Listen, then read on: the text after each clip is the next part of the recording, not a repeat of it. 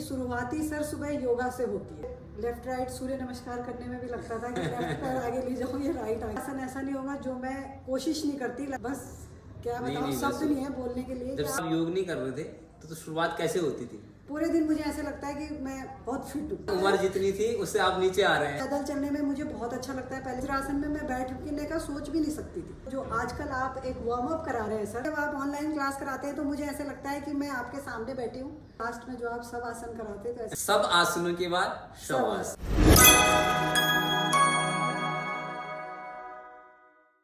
नमस्कार। सह दीर्घ काल नैरंतर्य सत्कार सेवितो दृढ़ भूमि।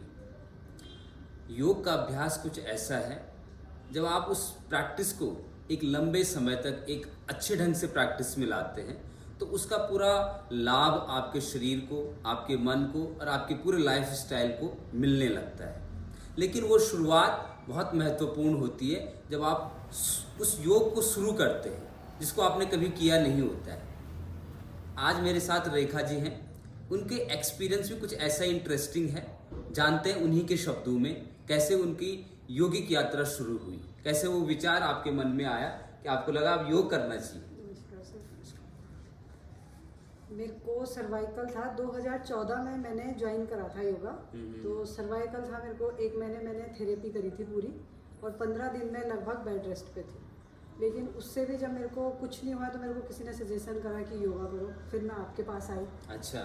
तो पहले मैं शुरू में बहुत डरती थी, यहाँ तक कि मुझे लेफ्ट राइट सूर्य नमस्कार करने में भी लगता था कि लेफ्ट पैर आगे ले जाऊं या राइट आगे ले जाऊं। वो हैबिट में नहीं होती चीज़, तो ऐसे लगता है ऐसा। लेकिन फिर धीरे धीरे आप एक तो सर सिखाते इतने अच्छे तरीके से हैं कि बस क्या बताऊं, शब्द नहीं है बोलने के लिए। जब सीखने की भूख होती है तो जो भी सिखाया तो अच्छा लगेगा। नहीं सर, आप बहुत अच्छे तरीके से सिखाते हैं और धीरे धीरे करके सब करने लगी। शुरू में सर नहीं झुका पाती थी, ऊपर नहीं उठा पाती थी, लेकिन आज मेरे को 6 साल पूरे हो चुके हैं योगा करते हुए और पूरा कोई भी आसन ऐसा नहीं होगा जो मैं कोशिश नहीं करती लगाने की। नहीं, लगाते भी बहुत अच्छे हैं। वो मेरे को वीडियोस भेजते रहते हैं बीच में, तो बहुत अच्छा करते हैं आप प्रैक्टिस भी। पूरी कोशिश करती हूँ और मेरी शुरुआती सर सुबह योगा से होती है।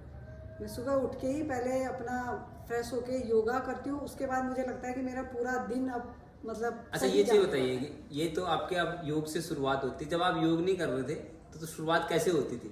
तब सर शुरुआत वही होती थी, सुबह उठो, अपना वही नहाओ, नाश्ता वगैरह, बच्चों को उठाओ, स्कूल के लिए भेजो, बस यही होता था।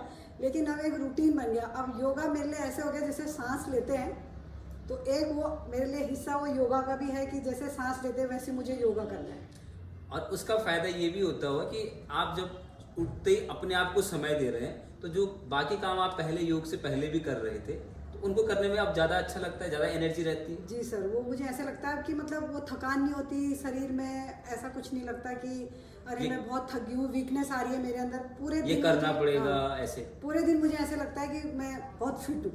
अच्छा, ये जिस दिन मैं योगा नहीं करती उस दिन मुझे ऐसा लगता है कि कुछ छूट गया आज मेरे अंदर। मैंने आज कुछ ऐसा है कि कुछ करा नहीं या मतलब कुछ कमी रह गई है।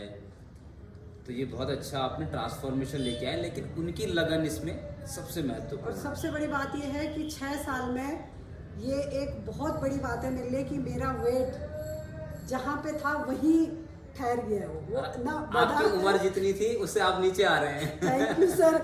वो मेरे को बहुत सब बोलते हैं और मुझे बहुत अच्छा लगता है कि आपके कारण सर, ये आपने हमें इस लायक बनाया कि आज हम अपने आप को एक फिट, मतलब बॉडी हमारी ऐसी है कि कहीं भी जाओ। पैदल चलने में मुझे बहुत अच्छा लगता है। पहले मैं चल नहीं पाती थी, वज्रासन में मैं बैठने का सोच भी नहीं सकती थी, लेकिन अब मैं 15 मिनट 20 मिनट तक वज्रासन में कपालभाति आप उसी में करते हैं? कपालभाति मैं उसी में करती हूँ। 1000 स्टॉक तक मैं वज्रासन में बैठ के कपालभाति। बहुत अच्छी बात है, बहुत बड़ी बात है। शुरुआत में जब मैं आप इनके एक्सपीरियंस सुन के मुझे भी याद आया, जब मैं योग की उसमें था भी नहीं तो कुछ वजह से मेरे पापा जी मुझे लेके गए थे पतंजलि चिकित्सालय में।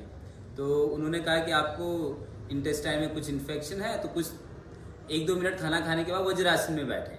तो मैं 10 काउंट करता था वज्रासन में बैठने के लिए, केवल उतना ही बैठ पाता था। अब मैं एक पूरी क्लास वज्रासन में कंडक्ट कर सकता हूँ। तो प्रैक्टिस का ही सारा खेल। वही सर, मैं आपको बोलती भी थी कि सर मैं वज्रासन हाँ, में बिल्कुल याद आ रहा है मुझे, जैसा आप बता रहे हैं तो याद है। अब आपने अभी देखा भी होगा तो मुझे कोई दिक्कत नहीं होती नहीं होती आपको। चक्रासन में लगा लेती हूँ, मतलब पहले झुक नहीं पाती थी, सर्वाइकल नीचे, हाँ नीचे पूरा झुक जाती हूँ, हेड डाउन जब आप बोलते हो, पूरा हेड अप हेड डाउन पूरा, मतलब 21 सूर्य नमस्कार के आपने 21 दिन तक प्रैक्टिस की, तो फिटनेस का लेवल आपने बढ़ाया अपने लिए। और जब फिटनेस आपके लिए कोई प्रॉब्लम नहीं होती है, शरीर के बारे में आप बहुत ज़्यादा नहीं सोच रहे हैं, तो डे टू डे लाइफ आपके लिए ईजी हो जाता है। और जो हाउस वाइफ्स हैं, जो घर की इतनी रिस्पॉन्सिबिलिटीज होती हैं हाउस मेकर की, तो वो भी आप बहुत अच्छे ढंग से कर लेते हैं बिना तनाव के, वो एक फायदा अलग से है। और इस सब का श्रेय हम आपको देते हैं। योग को श्रेय है। नहीं सर, आपके पास हम आए तो आपने हमें सिखाया, तो तभी तो हम इतना कुछ कर पा रहे हैं। और आप बहुत अच्छे ट्रेनी हैं सर, और बहुत अच्छे तरीके से आप सिखाते हैं,